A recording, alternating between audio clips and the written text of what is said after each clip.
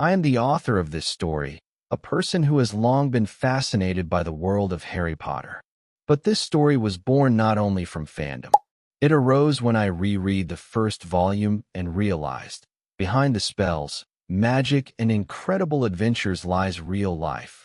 A life with fears, losses, doubts, but also with hope, courage, and the power to change oneself. I wanted to show this story in a way that everyone could feel it with their heart, not just their eyes.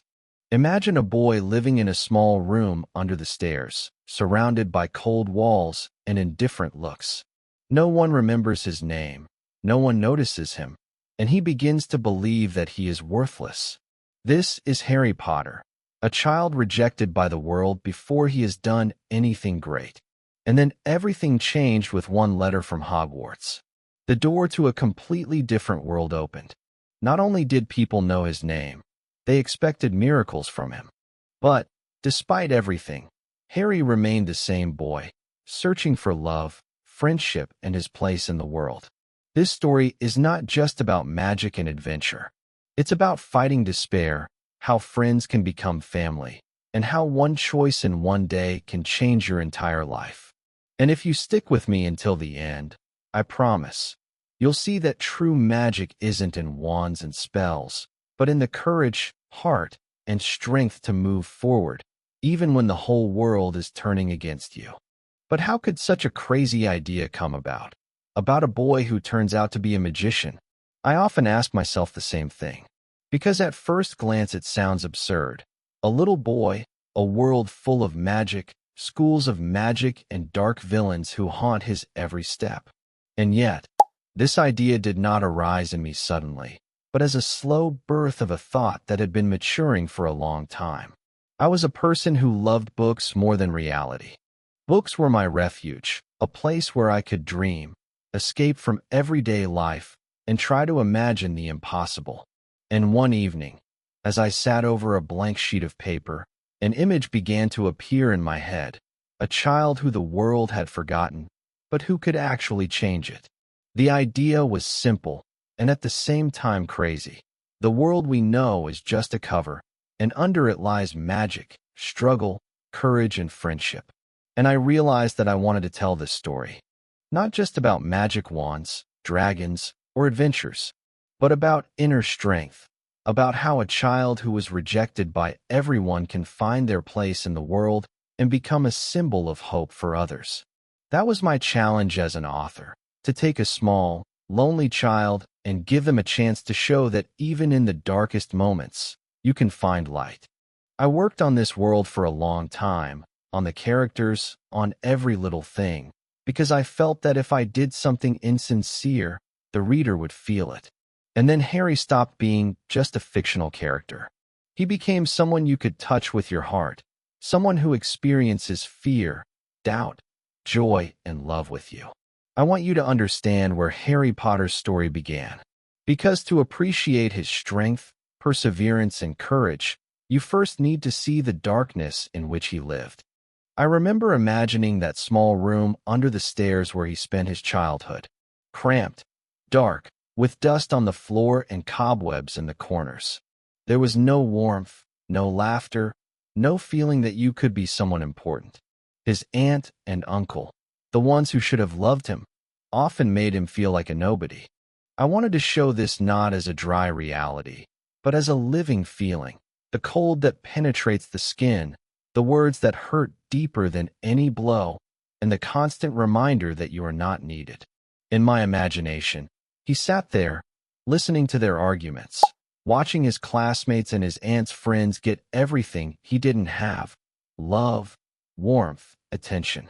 And he was left alone, invisible, silent, and scared. And it was in this silence, amidst humiliation and loneliness, that his inner strength was born. I wanted readers to feel, when the world puts spokes in your wheels, you can either break, or you can find something inside yourself that no one can take away. Harry chose the latter. And this was his first great test, to survive in a world that constantly reminds you that no one needs you. But even in this darkness, there were small moments of light.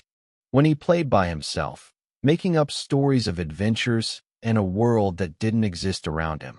When he felt that even on the hardest days, you could find a little joy, the smell of cookies in the kitchen, the sound of rain on the roof, the moment when a pet he secretly loved came to him.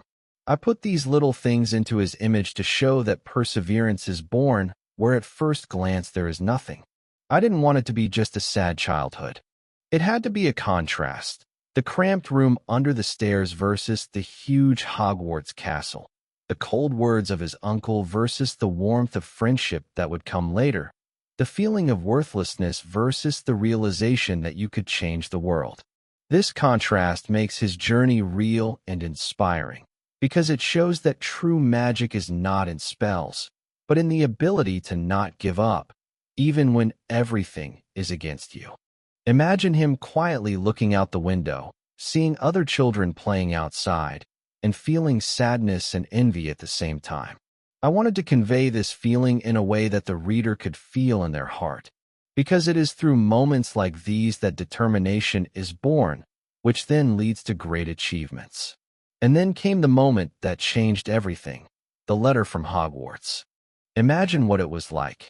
A normal day, nothing portending change, and suddenly an envelope with a seal whispering, "Another world needs you." As a writer, I always imagine Harry's first shock, doubt, fear, but also incredible curiosity. He held the letter in his hands, his heart beating like it was going to jump out of his chest. The train, the first glimpse of platform 9 3/4, the rumble of the train, the smell of fresh flowers and tobacco. I wanted to convey these details in a way that the reader could feel them. The world of magic opened up gradually. A carriage full of children laughing and chatting, witch hats, first acquaintances, the smell of chocolate frogs and shrimp on a stick. Everything seemed incredible, almost unreal, and at the same time, absolutely real. And here the first difficulties begin. Because the world of magic is not just a fairy tale. It is full of trials, rules, and dangers. Harry has to adapt, learn, try and make mistakes. And this is what makes his journey alive and inspiring. I wanted to show that even the most magical world is not without crisis. Because life is always a challenge, even when you get into a fairy tale. The first lesson he learns here is the power of choice. Whether you like it or not, your journey begins with your decisions. If you want to try a new spell, try it, even if you're afraid. If you want to make friends, take a risk and give a part of yourself. Harry does this gradually, through small steps, through mistakes and failures. I always imagine the scenes of his first days at Hogwarts, the first dinner in the Great Hall, the candlelight, the rustling of magical decorations on the walls, the noise of voices, the excitement, the laughter. The contrast between the room under the stairs and this grand world is simply shocking. And I wanted readers to feel this magic with their whole body, their eyes, their ears, their nose. Here the first true friends appear, Ron and Hermione. They become his family, his support. And even I, as an author, see this as a moment of transformation. A child who had previously survived alone now finds allies who help him become stronger. Here not only friendship is born, but also courage, which will later become the key to his great feats. And so, despite all the first difficulties, first mistakes and fears, Harry takes his small but decisive step forward. This is not a big battle, not world recognition. It is just a step to try, not to break, to trust yourself and your friends. And I wanted the reader to understand. The real path begins with such small decisions. This part of the story reminds us of one very important thing. Sometimes, to discover the magic of life, you just have to take a risk, take the first step into the unknown, and believe that the world can be bigger than you imagine. Harry begins to learn this every day, and these steps become the foundation of his future strength, his endurance, and his story. But even in the world of magic, there are no easy days. I wanted to show that Harry's journey is not a fairy tale with a happy ending, but a story about how even a small hero faces enormous challenges. The first real enemy appears almost immediately, Voldemort. I can imagine how Harry felt, a chill that went down to his bones. His first encounters with him were small, subtle, but terrifying. Sometimes it was just a whisper in the dark, an evil smile, a moment when the world around you shakes with magic you don't yet understand. Harry was afraid. He doubted his own strength, his ability to fight, his worth in winning. And I wanted the reader to feel that fear, because it is through it that true courage is born. At this time, the first defeats appear. He loses friends in petty conflicts, fails in his studies, experiences moments when it seems that even magic will not help. I imagine scenes of his nightly wanderings around the castle, when he sits alone in a dark corridor, listening to the echo of footsteps and thinks, "Am I really capable of something great?" This is the first big lesson for him and for us. Doubts are inevitable, and fear is a natural part of the path. But it is in these crises that inner strength is born. Harry begins to understand that the enemy is not only external evil. It is also your doubts, your fear, your unwillingness to act. And when he takes the first steps forward despite his fear, I wanted the reader to feel this moment as a victory. Because it is the small victories, accumulated day after day, that form a true hero. It is also important to show the friendship that supports him in crisis. Ron and Hermione become not just companions, but saving islands in the storm. I saw Harry confide in them in his weakest moments, how they laughed together, experienced defeats, and shared dreams. This learning of trust and mutual support is another foundation of his strength. The contrasts in this part are especially important. Darkness versus the light of friendship, fear versus determination, uncertainty versus the first small victories. I wanted the reader to feel, even if the world is pressing down on you and it seems like everything is against you, it's not the end. It's a challenge that shapes your strength. And I made his trials personal. In addition to Voldemort, he faces his own inner demons, self-doubt, fear of loss, the feeling that he's not worthy of being a hero. But it's through these trials that his true magic is born. Because courage is not the absence of fear. True courage is when you act in spite of it. I wanted the reader to understand. The first crises are always the turning point. It is what separates those who give up from those who rise. And Harry begins to rise, step by step, with each failure learning to make the right choices, overcome fear, and believe that even in the darkest times there is a path to light. And then comes the moment that changes everything, the first big losses. I wanted to show that true transformation begins where pain becomes inevitable. For Harry, this is not just a book or a fantasy. It is a reality, where he feels that the world can take away the most dear, even when you are just starting to get used to happiness. Imagine him sitting in silence as his first real tragedy strikes. The loss of loved ones, the loss of trust, the moment when the whole world seems against you. I imagine his heart clenching, his eyes filling with tears, his hands reaching for someone or something to hold on to just a little bit of warmth.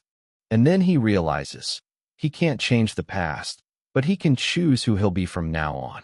This is where his strength comes from, which cannot be bought or learned in magic lessons. It comes from pain, from disappointment, and from lessons in friendship. Because he is not alone. Ron and Hermione are his support, his family, his mirror in moments of doubt. I wanted to show that Harry's strength is not only in his magical abilities, but in his ability to value friendship, trust, and accept help, even if you are used to fighting alone. These moments of transformation are dramatic and contrasting. The darkness of loss versus the light of friendship, self-doubt versus determination to act, defeat versus the willingness to fight on. I imagine scenes where Harry is faced with difficult choices, to risk for his friends or to stay safe, to fight the enemy or to hide. And each choice makes him stronger, step by step shaping his character, his resilience, and his willingness to face great challenges. I've always seen this moment as a turning point. The boy who once sat under the stairs is now learning to accept responsibility, to feel loss, and to turn pain into strength. His magic is made greater not through spells, but through heart, through the courage to act in the face of fear, and through the willingness to stand up for those you love. And here another important lesson emerges. True strength comes when you open your heart and stop acting only for yourself. Harry understands that friendship, loyalty, and willingness to take risks are the wings that lift him above difficulties. And it is this transformation that prepares him for global challenges and battles that are still ahead. I wanted the reader to feel that this is not just a story about magic and adventure. It is a story about inner transformation, about how true strength is born through pain and loss. And that even if you feel small and worthless, you are capable of great things if you allow yourself to believe, act, and love. And now comes the moment when everything he has learned up to this point is put to the test. I always imagine him facing a choice that could change not only his life, but the world around him. These are the moments when the shadows of the enemy become reality, when the fears he has carried all his life come after him in full force. And this is where his global breakthrough begins. Imagine the battle scenes, the roar of magic, the explosions of spells, the flashes of light and darkness, the screams of friends and foes. And in the midst of this chaos is Harry, feeling fear, pain, fatigue, but still moving forward. I wanted to show that true magic is not in the wands, but in the heart. It manifests itself when you act, even when everything seems against you, and when you choose love and courage over self-preservation. These battles aren't just action scenes. They're symbolic. Every blow, every spell, is a lesson Harry learned before, about friendship, about loss, about courage. And I imagine him remembering every step of his journey. The room under the stairs, his first days at Hogwarts, his fears and doubts. All of it coalesces into a single force that allows him to stand against Voldemort. It is important to show that this is not an instant victory. I see him fall, rise, grieve, and move forward again. The contrast between his weakness and the greatness of his choice makes the moment of triumph even more powerful. Because victory does not come just like that. It comes through pain, loss, risk, and determination. Friendship and love play a key role. Ron, Hermione, everyone who was there helps him hold on, supports him in the most difficult moments. I wanted the reader to understand, even the strongest hero needs support, and that the strength you create yourself multiplies when you share it with those you love. And here is the climax, the moment when fear is defeated, when courage turns into victory. Harry stands after the battle, tired, wounded, but alive. And I wanted the reader to feel not only triumph, but also deep emotion, sadness for the losses, gratitude for friends, pride in oneself. This is a real global breakthrough. Not magic, not a spell, but the strength of spirit, courage, and devotion that allow you to change the world. I want the reader to understand the main thing. A real breakthrough doesn't come when you get everything you want. It comes when you face everything you fear and move forward anyway. And it's this moment that makes Harry a hero not only to the world, but to himself. After a great victory, it doesn't get easier. I wanted to show that even a hero who has defeated the most terrible enemy faces new challenges. Because life does not stop, and the lessons of the past continue to influence you. Harry stands on the threshold of adulthood, and again has to make choices, accept responsibility, and learn to live in a world that has changed, but is not yet perfect. Imagine him after the war. The castle is peaceful again. Children laugh in the corridors. But inside Harry there are echoes of the past, losses, fears, experiences. I wanted the reader to feel this contrasting reality. Outside the world is calm and beautiful, and inside, the traumas experienced, and the burden of responsibility. He is no longer a child, but his heart is still recovering. His soul is still searching for peace. It's a time of new challenges, friends growing, responsibilities emerging, and even the shadows of old enemies resurfacing. I imagine Harry learning to accept help, to listen to others, to be a wise leader, not just a brave warrior. Here another lesson is born. True leadership is not about power, but about the ability to support others and learn yourself. Sometimes he is sad, sometimes he feels afraid, sometimes he wants to give up and leave, like he did under the stairs once. I wanted to convey this inner conflict. Even great victories do not rid you of doubts and anxieties. But it is these trials that make him stronger and wiser. Every choice, every step forward is a confirmation of his resilience and ability to move on, despite everything. Friendship and love remain his foundation. I imagine scenes of a quiet evening at Hogwarts. Harry with Hermione and Ron, laughing after a hard day, remembering losses, supporting each other. It reminds him that even when the world is complex and unpredictable, there are always those around him to help keep him afloat. I wanted to show that modern challenges are no less important than great battles, because they teach us to live, to feel, to accept ourselves and others. And that real magic is not in spells and victories, but in the ability to remain human, to preserve values, friendship, and courage when everything around us changes. This chapter is about how, even after triumph, life continues to throw challenges. But if you have learned to fight, trust, and act, you are able to walk any path. Harry is no longer just a boy under the stairs, not just a hero of a great war. He becomes a symbol of strength of spirit, wisdom, and the ability to move forward, even when the unknown lies ahead.